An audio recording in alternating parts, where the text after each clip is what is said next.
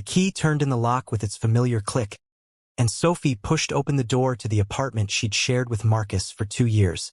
She was home 3 hours early, having wrapped up her presentation to the marketing team ahead of schedule. A smile played on her lips as she imagined surprising him, maybe ordering takeout from that Italian place he loved, spending a quiet Friday evening together for once. But the smile died the moment she heard it. A woman's laugh, breathy and unfamiliar, drifting from the bedroom. Then Marcus's voice, low and intimate in a way that made Sophie's stomach drop. Her feet moved without permission, carrying her down the hallway she'd walked 1,000 times. The bedroom door was ajar, and through the gap, she saw them. Marcus, her Marcus, tangled in their sheets with a woman whose dark hair spilled across his pillow. The woman's dress, expensive and red, lay pooled on the floor beside the bed. Professional. Paid for. Sophie must have made a sound, because Marcus's head snapped up. For a moment, their eyes met, and she saw something flicker across his face. Not remorse. Irritation. Sophie, She didn't wait to hear the rest.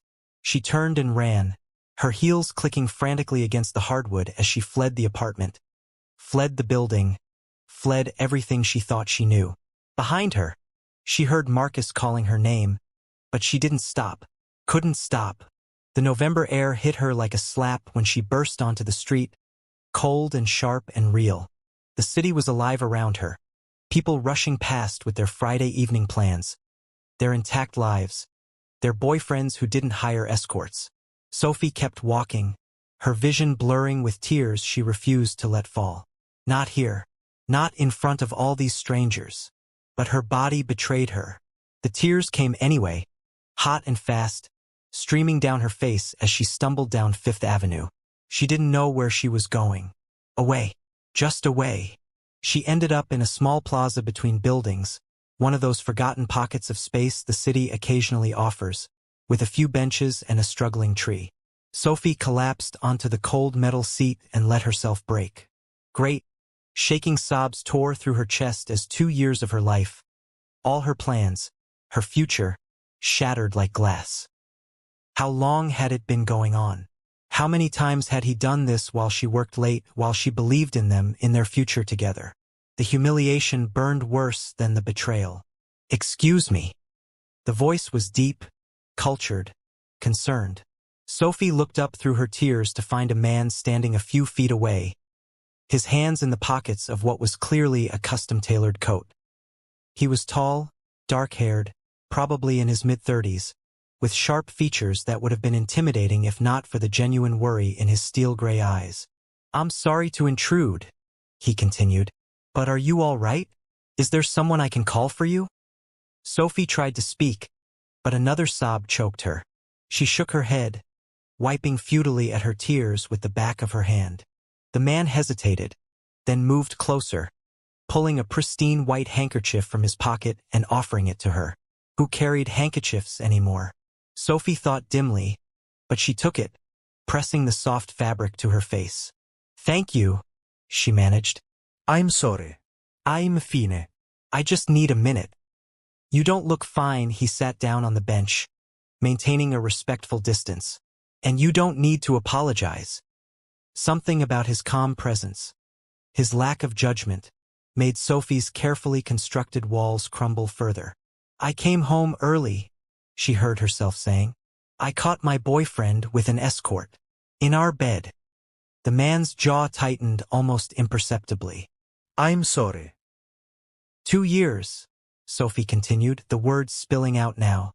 2 years I thought we were building something. I'm so stupid." "You're not stupid. He's an idiot." The simple declaration, stated as fact rather than comfort, startled a laugh out of Sophie. It came out more like a hiccup, but it was something. "I'm Dominic," the man said. "Dominic Ashford." The name triggered something in Sophie's memory, something she couldn't quite place through the fog of her devastation. "Sophie," she replied. "Sophie-chan." "It's nice to meet you, Sophie, though I wish it were under better circumstances." Dominic glanced at the darkening sky. "Have you eaten anything? When did you last eat?" Sophie tried to remember, Breakfast, maybe? Her presentation had been at 11, and she'd been too nervous to eat lunch. I don't know. Come with me, Dominic stood, offering his hand. Let me buy you dinner. No expectations, no pressure. Just food, because you need to eat, and a safe space where you don't have to be alone right now. Every instinct Sophie had developed in her 25 years in New York City screamed at her not to go anywhere with a strange man, no matter how kind he seemed. But there was something in his eyes, something genuine and careful, that made her trust him. Or maybe she was just too shattered to care about being sensible. She took his hand. Dominic led her to a quiet restaurant 3 blocks away, the kind of place with no sign on the door and a maitre d' who recognized him immediately. They were shown to a private corner table, away from other diners, and Sophie realized with distant surprise that this was the sort of establishment where discretion was guaranteed. Order anything you want, Dominic said after the waiter had brought water and menus. The seafood here is excellent, but so is everything else. Sophie stared at the menu, the words swimming before her eyes. I can't. I don't know what I want. May I? At her nod, Dominic ordered for both of them, a series of dishes in French that Sophie didn't try to follow. When the waiter left, silence settled over the table. It should have been awkward, but somehow it wasn't.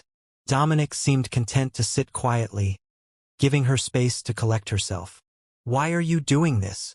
Sophie finally asked. You don't know me. Dominic considered her question. 3 years ago, my sister went through something similar. She called me in the middle of the night, sobbing so hard I could barely understand her. By the time I got to her apartment, she'd made herself sick from crying. I'll never forget how broken she looked. He met Sophie's eyes. When I saw you on that bench, I saw her. And I thought, if someone had been there for her that first night, maybe it would have hurt a little less. Is she okay now? Your sister. She's better than okay. She realized her ex was a parasite who'd been holding her back, and she's thriving now. Running her own gallery in Soho, a slight smile curved his lips.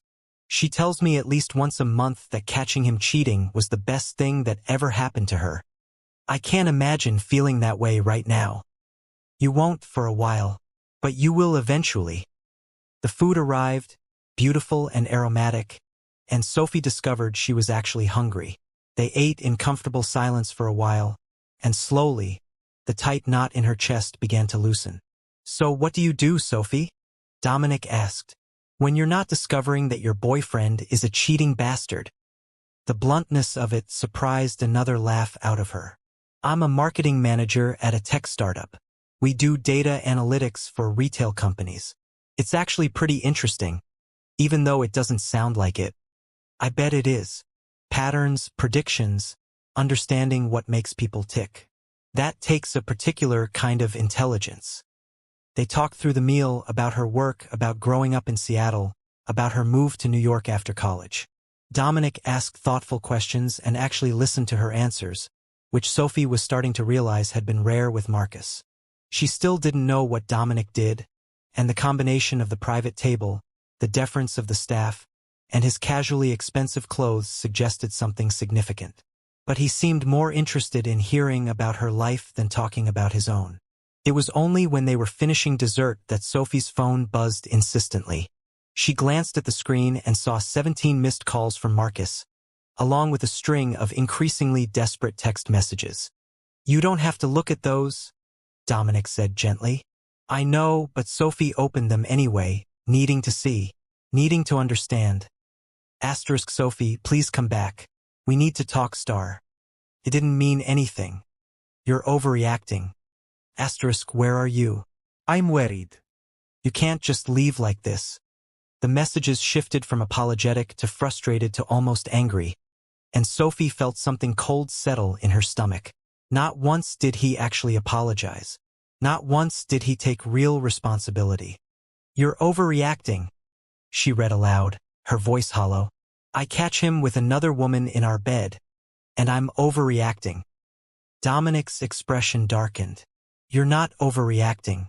His inability to take responsibility for his actions isn't your problem anymore. I need to go back there. Get my things. The thought made her feel sick, but she couldn't avoid it forever. I need to find a place to stay. Do you have friends you can call? Family nearby? Sophie shook her head. My best friend is traveling for work. My family's in Seattle. Most of my other friends are couples we know together, and I don't want to put them in the middle of this. Then don't go back there tonight. Dominic pulled out his phone. I'm going to make a call. 10 minutes later, it was arranged.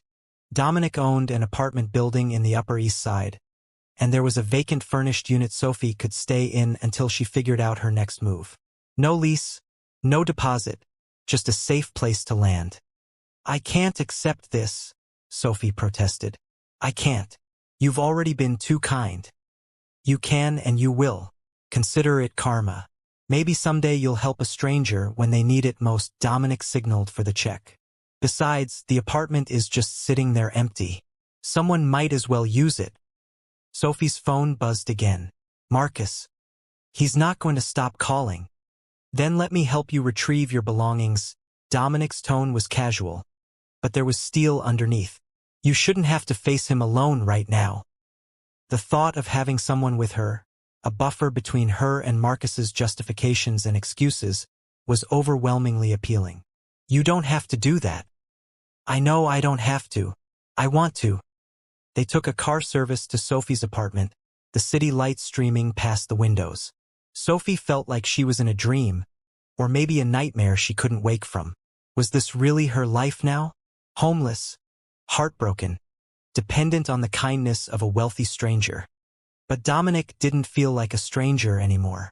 In the space of a few hours, he'd become something else. An ally, maybe even a friend. Marcus opened the door 30 seconds after Sophie knocked. His hair was disheveled, his shirt untucked, and his eyes were red-rimmed. Sophie, thank God.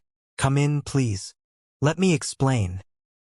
He stopped when he saw Dominic standing behind her, tall and imposing and clearly expensive. Marcus's expression shifted, confusion giving way to suspicion. Who's this? This is Dominic. He's helping me collect my things. Sophie pushed past Marcus into the apartment. The place smelled like the perfume the escort had been wearing, and Sophie's stomach turned. You can't just bring some random guy to our apartment. It's your apartment now. Sophie cut him off. I'm leaving. She went straight to the bedroom, trying not to look at the bed, the rumpled sheets she'd bought on sale at Macy's, because she'd wanted to make the place feel like home. Behind her, she heard Marcus's voice rising. This is ridiculous. Sophie, you're being dramatic. It was just sex. It didn't mean anything. Which makes it so much better? Dominic's voice was quiet but sharp. You should stop talking now. Who the hell are you to come into my home? The person making sure Sophie is safe while she retrieves her belongings. Now, you can either be quiet and stay out of the way, or I can wait outside with Sophie while we call the police to escort her. Silence. Sophie grabbed her suitcases from the closet and started throwing clothes into them, not caring about folding or organizing. She just needed out. Her hands were shaking so badly she could barely grip the hangers. Let me help. Dominic appeared in the doorway, keeping his body between Sophie and Marcus, who hovered in the hallway. Together, they worked quickly, efficiently packing 2 years of her life into 3 suitcases and 4 boxes. Sophie collected her books, her photos, her grandmother's jewelry box from the dresser. Personal items that made this place hers, or had made it hers. Past tense now. In the bathroom, she swept her cosmetics and toiletries into a bag, leaving Marcus's things untouched. She caught a glimpse of herself in the mirror and barely recognized the woman staring back. Her eyes were swollen, her mascara smudged, her hair a mess.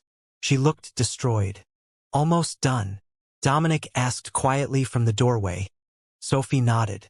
Just a few more things. Back in the living room, Marcus had planted himself on the couch, arms crossed. So that's it? 2 years together and you're just leaving? Over one mistake. Sophie turned to look at him, really look at him, and wondered how she'd ever thought she loved this man. One mistake? Marcus, you hired an escort. You brought her to our home. How many times did you do this? He didn't answer, which was answer enough. You know what the worst part is? Sophie continued. Not once tonight have you actually apologized.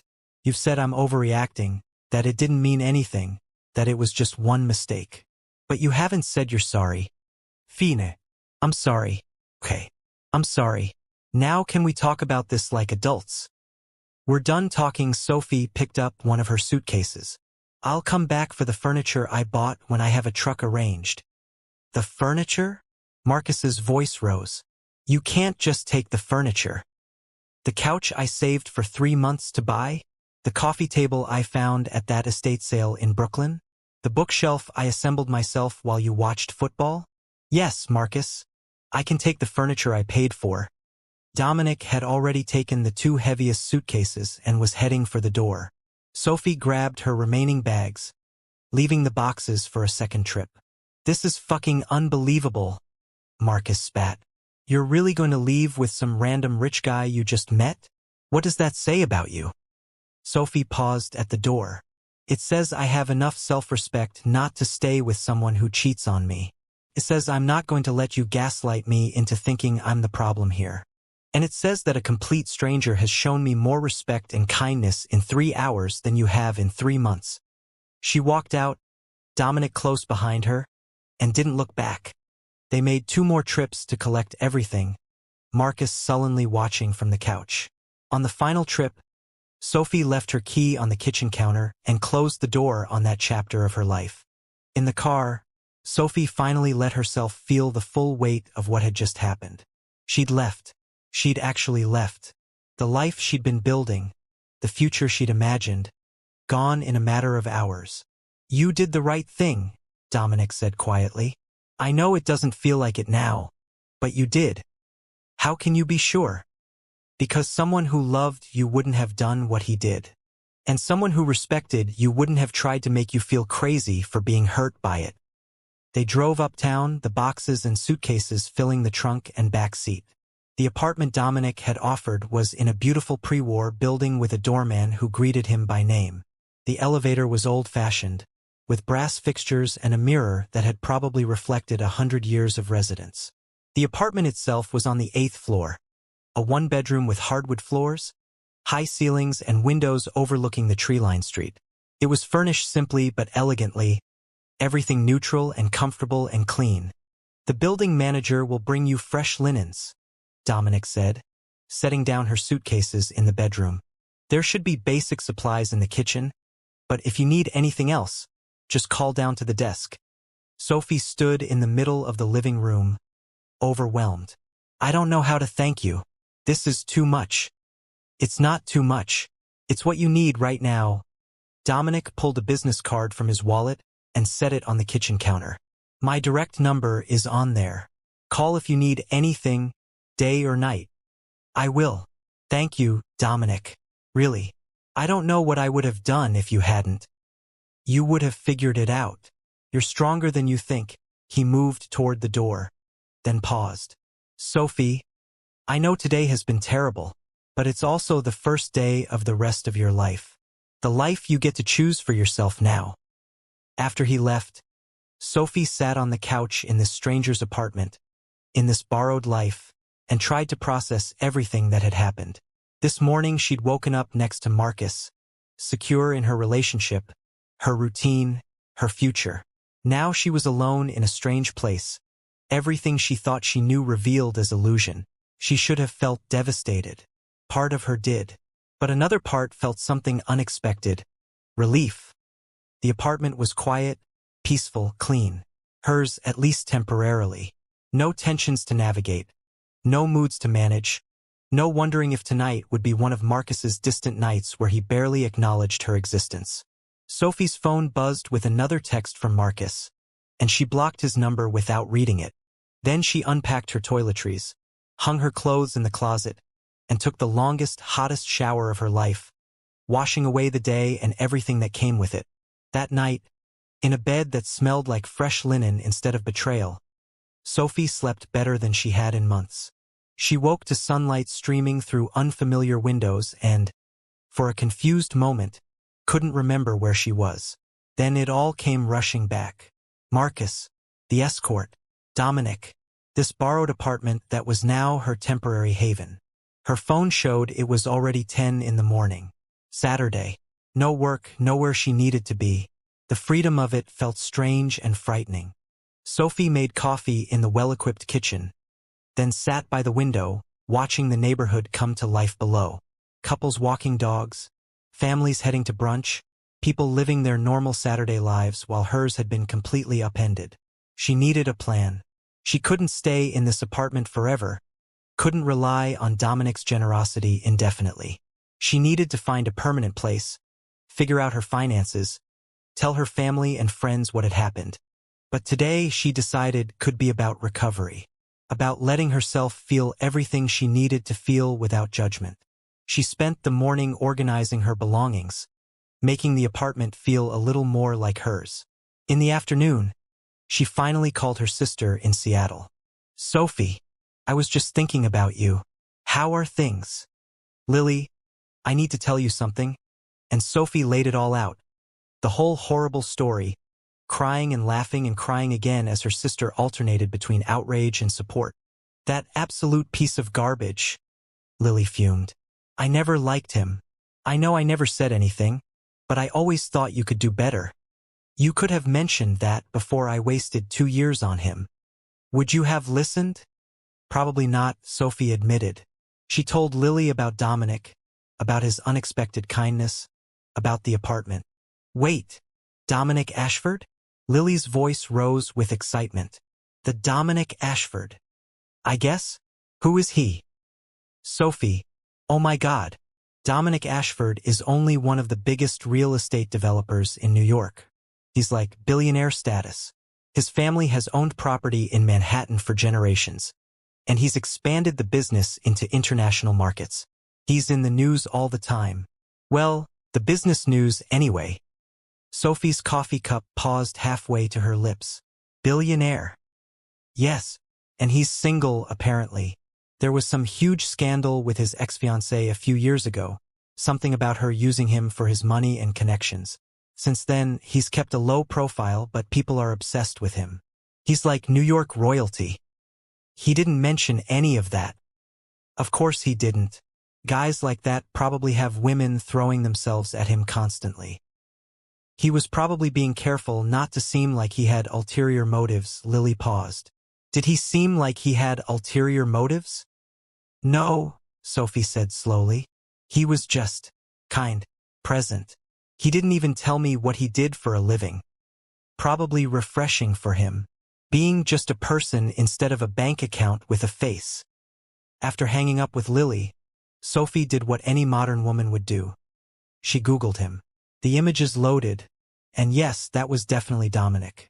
Professional photos from charity galas, business conferences, real estate development announcements. Always in a sharp suit, always with that serious expression softened occasionally by a slight smile. The articles painted a picture of a shrewd businessman who'd taken his family's already successful company and turned it into an empire. At 36, he was worth an estimated $3 billion. He served on the boards of several nonprofits, funded scholarships for underprivileged students, and had recently spearheaded an affordable housing initiative that had been praised by city officials. His broken engagement 3 years ago had been tabloid fodder for weeks. His fiancée, a socialite named Vanessa Whitmore, had been caught on tape admitting to a friend that she didn't love Dominic but planned to marry him anyway for his money and status. The engagement had ended immediately, and Dominic had retreated from the social scene. Sophie closed her laptop, feeling strange. The man who'd sat with her while she cried, who'd helped her pack her belongings and find a safe place to stay, was one of the richest men in New York, and he'd treated her like a person, not a charity case or an opportunity. She looked at his business card, still on the counter where he'd left it. Should she call? Thank him again? Or would that seem like she was pursuing him now that she knew who he was? Before she could overthink it, her phone rang. "Dominic. Hello? Supia. I hope I'm not bothering you. I just wanted to check in, see if you needed anything." I'm fine. "The apartment is perfect. I can't thank you enough." "Good. I'm glad." A pause. "Listen, I know this might be forward, but I'm having lunch delivered to a friend's art gallery, and there's way too much food. Would you like to join me? No pressure. Just thought you might like to get out for a bit. Sophie should say no. She should spend the day processing her breakup, not having lunch with a billionaire who'd rescued her from a bench. But the alternative was sitting alone in the apartment, spiraling in her thoughts. I'd like that, she heard herself say. Great, I'll send a car for you at 1 inch. The gallery was in Soho, a bright, airy space filled with contemporary art that Sophie didn't entirely understand but found intriguing anyway. Dominic was waiting inside, having shed his coat to reveal a casual sweater and jeans that probably cost more than her monthly salary but looked effortlessly comfortable. Sophie, this is my sister Lila, he said, gesturing to a petite woman with the same dark hair and sharp features, though softened by a warm smile. The sister who runs the gallery, Sophie said, shaking her hand. Dominic told me about you, Lila said. I'm so sorry about what you're going through. Thank you. I'm sorry you went through something similar. Best thing that ever happened to me, Lila said with a grin, though it didn't feel like it at the time. They ate lunch surrounded by abstract paintings, and Sophie found herself relaxing in ways she hadn't expected. Lila was funny and irreverent, drawing Sophie out with questions about her work and her life before Marcus. Dominic was quieter but attentive, occasionally adding a comment or observation that showed he was listening carefully. Felt normal. Good. Like she wasn't the recently dumped woman who'd had a breakdown on a park bench, but just Sophie hanging out with friends. After lunch, Lila gave them a tour of the gallery's upcoming exhibition, explaining the artists and their work with passion and expertise. Sophie understood perhaps a third of what she said, but appreciated the enthusiasm. You're good at this, she told Lila. Making art accessible. I always feel like I'm supposed to understand things I don't in galleries, but you make it feel okay not to know. Lila beamed. That's exactly what I'm going for. Art should be experienced, not decoded like some secret language. When they left the gallery, Dominic walked with Sophie toward the subway. Thank you for coming today. Lila really liked you. I liked her too. You both have been incredibly kind to me. Sophie, can I ask you something? Dominic stopped walking, hands in his pockets, expression serious. Why did you stay with him? Marcus, when someone treats you with disrespect, there are usually signs before the final betrayal. Sophie considered lying, deflecting, but Dominic had been nothing but honest with her. I think I was comfortable. We had routines, a shared life. I told myself the little things didn't matter because we had the big things. But the truth is, I haven't been happy in a long time. I just didn't want to admit that staying with him was easier than starting over. And now I don't have a choice. But maybe that's a gift. Sophie smiled, surprising herself. Your sister was right. Maybe this is the best thing that could have happened to me.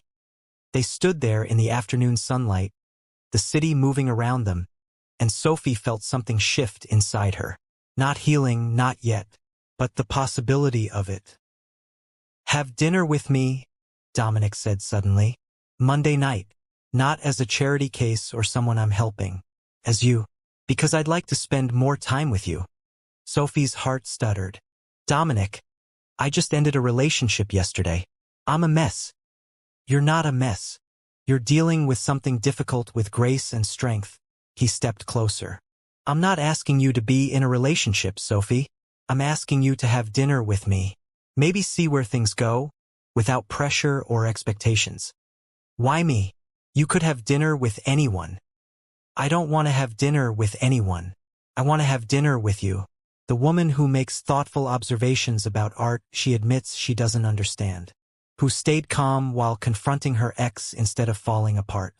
Who has this quiet strength that I find remarkable. He smiled slightly. Also, you didn't know who I was when you met me. Do you know how rare that is? Sophie laughed. I Googled you, for what it's worth. After my sister told me you're apparently a big deal. Ah, so now you know about the money. And the ex-fiancé. I'm sorry that happened to you. It taught me to be careful about people's motivations. which is why meeting you the way I did felt significant. You cried on a park bench in front of me. That's not usually how people try to get close to me. Fair point. Sophie bit her lip. Dinner Monday. As friends. As whatever you want it to be. Sophie thought about it, about all the reasons she should say no. And then about the fact that, for the first time in years, she felt excited about something. Okay. Dinner Monday. Dominic's smile transformed his face. Good. I'll pick you up at 7-inch. The weekend passed in a strange blur. Sophie sorted through her belongings, made lists of furniture to retrieve from Marcus's apartment, and started browsing rental listings. She talked to her parents, assuring them she was fine, deflecting their offers to fly out and help. She needed to do this herself. Sunday evening, a delivery arrived at the apartment. A vase of flowers, simple and elegant, with a note in strong, slanted handwriting. Looking forward to tomorrow. Sophie found herself smiling as she arranged them on the kitchen counter. Monday at work was complicated. She'd taken Friday afternoon off for her presentation, and now people wanted to know about her weekend. Sophie kept her answers vague, not ready to share the whole story with her colleagues. But her assistant, Priya, cornered her in the break room. You look different, Priya said, studying her. Did something happen? I broke up with Marcus. Oh, thank God. At Sophie's surprised look, Priya shrugged. Sorry, but he was terrible. Always making those little comments about your work, acting like his consulting job was so much more important than what you do. We all hated him. You could have said something.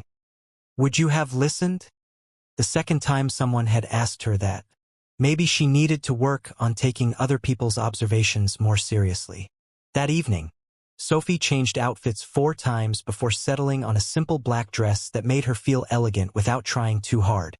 She was applying lipstick when the intercom buzzed. Dominic was here. He was leaning against his car when she came downstairs, and straightened when he saw her, his expression shifting into something appreciative. You look beautiful. Thank you. So do you, he did, in a dark blue suit that highlighted his eyes and broad shoulders. The restaurant was tucked away on a quiet street in the West Village, intimate and warm.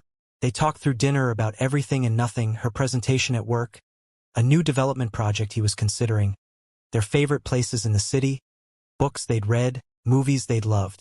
It was easy, natural. Sophie found herself laughing more than she had in months, debating the merits of different neighborhoods, sharing stories from her chaotic childhood with 2 sisters and a brother. You must think I'm ridiculous, she said at one point, going on a dinner date 3 days after ending a relationship. I think you're moving forward instead of dwelling on something that wasn't serving you. That's not ridiculous, it's healthy. Is this a date? Sophie asked. I said friends, but this feels like a date. Dominic smiled. It can be whatever you want it to be. Though I'd be lying if I said I wasn't hoping it's a date. What do you see happening here? Sophie gestured between them. Realistically, I'm working through a breakup. You're a billionaire real estate developer. Our lives are in completely different orbits. My life is work, meetings, and carefully managed public appearances. Yours is real. You care about your job because it matters to you, not because of what it gets you. You cry when you're hurt instead of calculating the optics. You're genuine. Dominic reached across the table, not quite touching her hand but close. I don't want someone from my orbit, Sophie. I've dated plenty of those women. They're all the same. I want someone who sees me as a person first. I barely know you. Then let me tell you about me. And he did, sharing stories about growing up in a family where business was everything. The pressure to succeed. The loneliness of always wondering if people wanted him or his money. He talked about his failed engagement, the betrayal that had made him question everything, his decision to step back from the social scene and focus on work. I've been lonely, he admitted. Not alone, but lonely, surrounded by people who want something from me. And then I saw you on that bench and you were just human, real, in pain but not hiding it. I connected with that. Sophie felt something tighten in her chest. I'm still figuring myself out. I don't know what I want or where I'm going. Good. Figure it out. I'll be here while you do, if you want the company.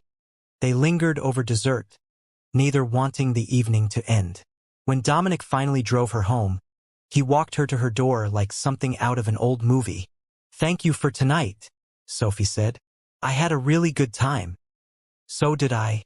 Can I see you again?" "Yeah, I'd like that." Dominic leaned in slowly, giving her time to pull away. When she didn't, he kissed her, soft and sweet and careful. When he pulled back, Sophie felt breathless. "Good night, Sophie." "Good night." She watched him walk away, then let herself into the apartment, touching her lips and smiling. The next few weeks unfolded in a pattern that felt both thrilling and terrifying. Sophie saw Dominic 2 or 3 times a week, fitting dates around her work schedule and his demanding calendar. They went to museums, quiet restaurants, walked through Central Park as autumn gave way to early winter. He never pressured her, never pushed for more than she was ready to give. When she finally kissed him first, outside a coffee shop in Greenwich Village, he smiled against her lips and pulled her closer. "I was wondering if you were going to do that," he murmured. "I needed to make sure I wasn't just rebounding. And I like you. A lot.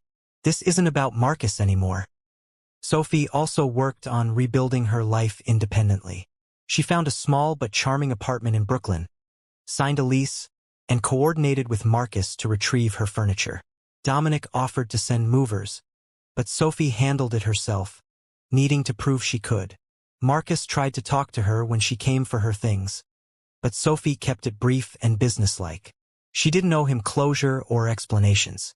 She owed herself peace. Her friends slowly learned about the breakup, and to Sophie's surprise, most of them sided with her immediately.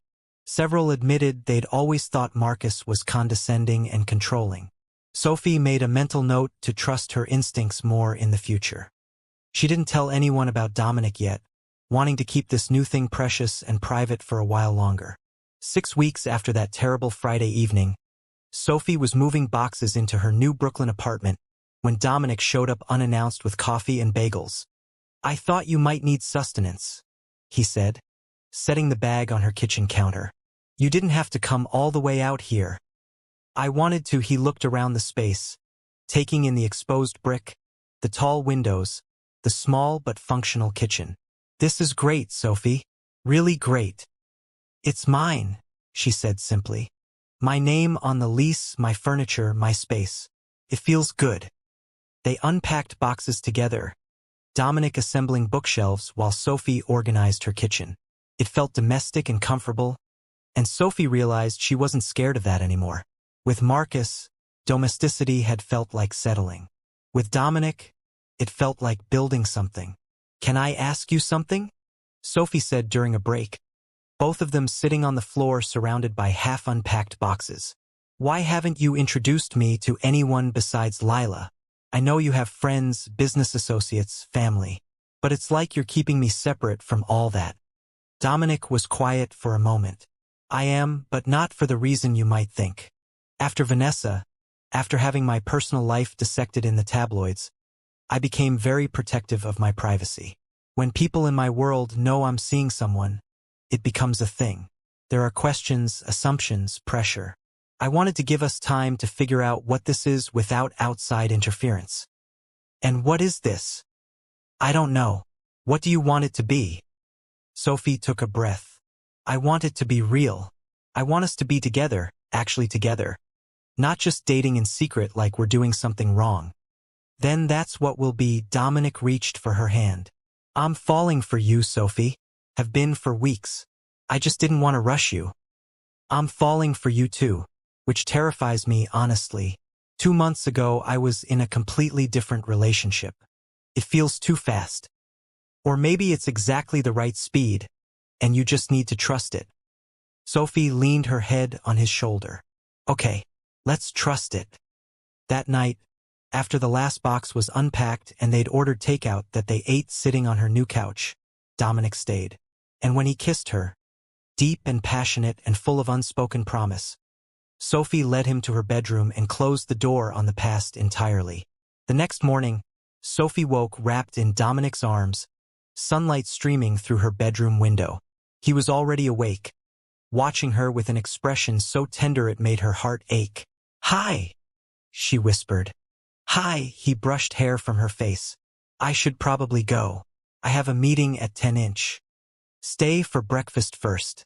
I make excellent scrambled eggs." They ate breakfast in her small kitchen. Dominic in his dress shirt from yesterday and Sophie in one of his undershirts that fell to mid-thigh. It felt like playing house, except it was real. "I want you to meet my family," Dominic said suddenly.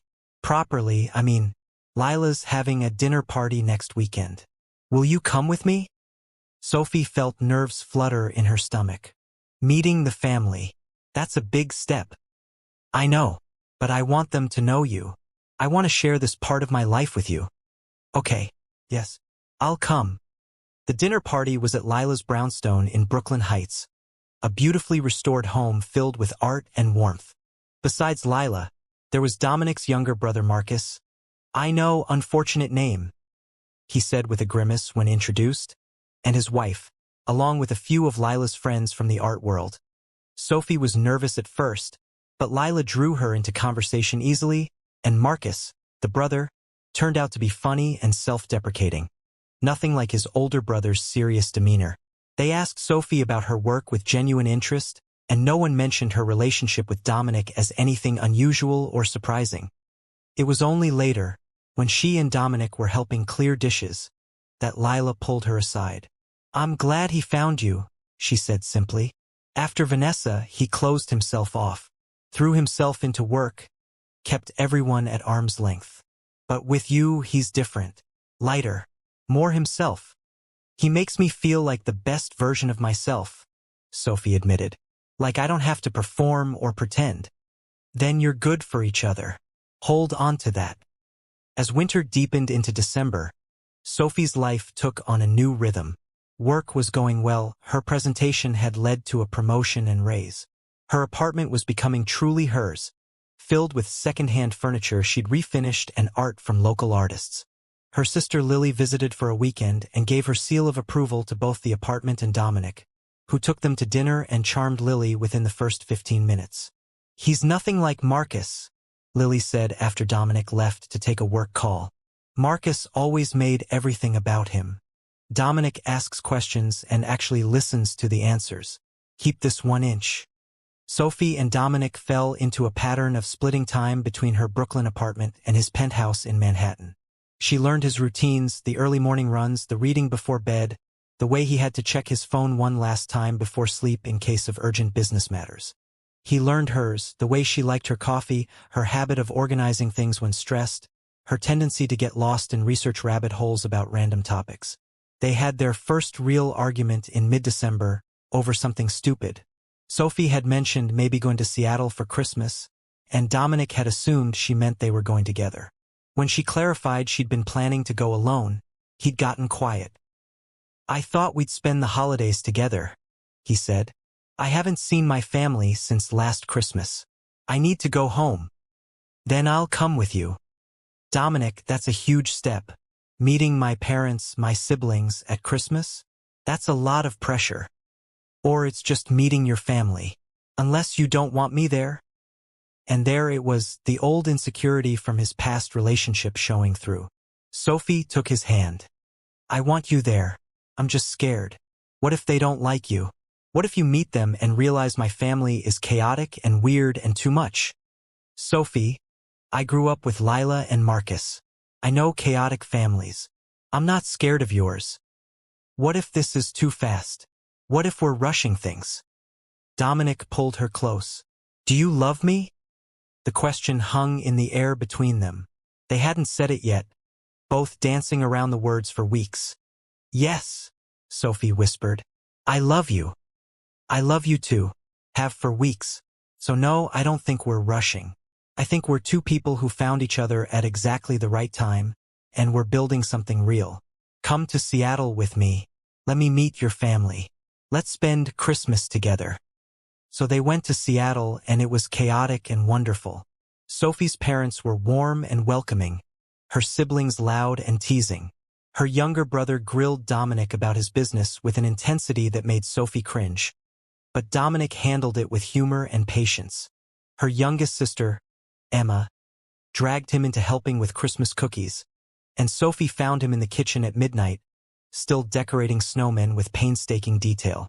"You didn't have to do this," she said, wrapping her arms around him from behind. "Emma asked for my help. I wasn't going to disappoint her. You're really good at this. The family thing. Your family makes it easy. They love you so much, Sophie. It's beautiful to see." On Christmas morning, after presents were opened and her family was scattered throughout the house, Dominic pulled Sophie aside. "I have something for you," he said, handing her a small velvet box. Sophie's heart stopped. "Dominic, it's not a ring. Open it." Inside was a delicate necklace, a small key on a silver chain. Sophie looked at him questioningly. "It's the key to my penthouse," he explained. "I want you to have your own key. I want you to feel like it's your space too, whenever you want to be there." Sophie felt tears prick her eyes. "This is huge." "I know, but I want all of you, Sophie. In my life, in my space, in my future. This is me asking you to move forward with me." She kissed him then, not caring that they were standing in her parents' hallway where anyone could walk by. "I want that too," she said. "All of it." Back in New York after the holidays, Sophie started spending more time at Dominic's penthouse. It was a stunning space, all floor-to-ceiling windows and modern design. But Sophie found herself adding little touches. Plants on the windowsills, books on the coffee table, her favorite coffee mugs in the kitchen. Dominic encouraged it all, seeming to love watching her make the space theirs. In January, at a charity gala Dominic had to attend for work, Sophie met his professional world for the first time. It was intimidating, rooms full of wealthy, powerful people who moved in circles so far above her own. But Dominic kept her close, introducing her proudly, and Sophie found that she could hold her own in conversations about city development, business trends, and even real estate markets. It was there that she met Vanessa for the first time. Sophie was getting champagne at the bar when a striking blonde woman appeared beside her, all sharp angles and calculating eyes. "You must be Sophie," the woman said. I'm Vanessa Whitmore. "Dominic's ex." Sophie's heart sank, but she kept her expression neutral. "Hello. I wanted to meet the woman who finally got Dominic to date publicly again. You must be special." "I like to think so." Vanessa's smile didn't reach her eyes. Word of advice from someone who knows him: don't get too comfortable. Dominic has a type, women who need rescuing. Once you're stable, once you don't need him anymore, he'll get bored. "That's not true," Sophie said, but she felt doubt creep in despite herself. "Isn't it? How did you meet? Let me guess. You were in some kind of crisis and he swept in to save you." At Sophie's silence, Vanessa's smile widened. "Thought so. He did the same thing with me. Helped me when my family's company was failing, and I mistook that for love. But it was just his hero complex. Once I didn't need saving anymore, he realized we had nothing real." "That's not what happened between us," Sophie said, but her voice wavered. "Keep telling yourself that. But when he starts pulling away, when he finds the next damsel in distress, don't say I didn't warn you." Vanessa drifted away, leaving Sophie shaken. She found Dominic across the room, laughing at something a colleague had said, and wondered, was Vanessa right? Had she just been a project to him, someone to rescue and fix? The doubt festered through the rest of the evening. Sophie was quiet on the drive home, and Dominic noticed. "What's wrong?" "I met Vanessa tonight." Dominic's jaw tightened. "What did she say?" "That you have a hero complex. That you only dated her because she needed saving, and once she was stable, you lost interest. And that the same thing will happen with us." "Sophie, is she right? Did you only notice me because I was crying on a bench? Would you have given me a second glance if I'd been fine?" Dominic pulled the car over, turning to face her fully. "Listen to me. Yes, I noticed you because you were upset. But I stayed because of who you are, your strength, your humor, your kindness. I didn't fall in love with someone who needed saving. I fell in love with someone who was brave enough to leave a bad situation and rebuild her life. Someone who didn't need me, but chose me anyway. But what if she's right? What if I'm just another? She's not right. Vanessa is bitter and jealous, and she's trying to poison what we have because she can't stand that I'm happy with someone else. Don't let her do that. Sophie wanted to believe him, but that night, alone in her thoughts while Dominic slept beside her, she couldn't shake the doubt entirely. The next few weeks were harder. Sophie found herself pulling back slightly, watching for signs that Dominic was losing interest. She turned down invitations to stay at his place, insisted on paying for her own things even though she knew he could afford to cover everything without noticing the cost. Dominic noticed her withdrawal and called her on it one evening in late January. "Talk to me. What's going on?" "I don't know. What if Vanessa was right? What if I'm just—" "You're not. Sophie, look at me." Dominic took her hands. "I don't need you to need me. I don't want to be your savior. I just want to be your partner. The person you come home to, who makes you laugh, who supports you when things are hard. Not because you can't handle things yourself, but because life is better when you don't have to handle everything alone." "I'm scared," Sophie admitted. "Everything happened so fast between us. What if we crash just as quickly? Then we'll deal with it together. But I don't think we will. I think we're building something strong enough to last." Sophie looked at him, at this man who'd shown her nothing but respect and love, and made a choice. She could let Vanessa's poison infect what they had, or she could trust what she knew in her heart. "I love you," she said. "I'm sorry I doubted us. Don't apologize. Just trust this. Trust me." February brought Valentine's Day, and Dominic surprised Sophie by closing his penthouse to throw her a party. Just the two of them. He'd set up candles everywhere, cooked dinner himself, with some amusing disasters along the way, and slow danced with her in the living room to songs from a playlist he'd made of her favorite music. "This is perfect," Sophie said, resting her head on his chest. "You're perfect." "I'm really not. To me you are." Dominic pulled back to look at her. "I've been thinking about something." "What?" "Your lease is up in April. Don't renew it. Move in here. With me. Officially." Sophie's breath caught. "That's a big step." "I know. But I want to wake up with you every morning. I want to come home to you every night. I want this to be ours. Not mine with you visiting." "What about when we fight? When I'm annoying and you're stressed and we drive each other crazy?" "Then we'll work through it. Like adults do." Dominic smiled. "Say yes, Sophie." "Yes," she whispered. "Yes, I'll move in with you." They spent the rest of the night planning, talking about how to blend their lives, where her furniture would fit, what they'd keep and what they'd donate. It felt real and grown-up and terrifying and wonderful all at once. When April came, Sophie moved into the penthouse properly. It was an adjustment, learning to share space completely, navigating each other's habits and quirks.